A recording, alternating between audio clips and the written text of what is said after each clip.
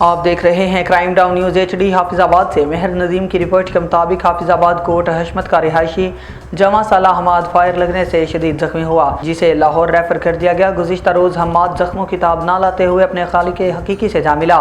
یہاں سوال یہ بنتا ہے کہ گولی چلانے والا کم عمر جو مبینہ طور پر نابالغان میں آتا ہے، اس کو گولی چلانے کا حوصلہ کس نے دیا اور اس کے پاس اسلحہ کہاں سے آیا؟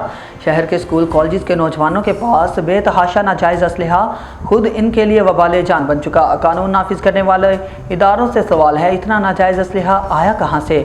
گروپس دھڑے نوجوانوں کا مستقبل تباہ کر رہے ہیں، جن ہاتھوں میں کتاب قلم ہونا چاہیے تھا۔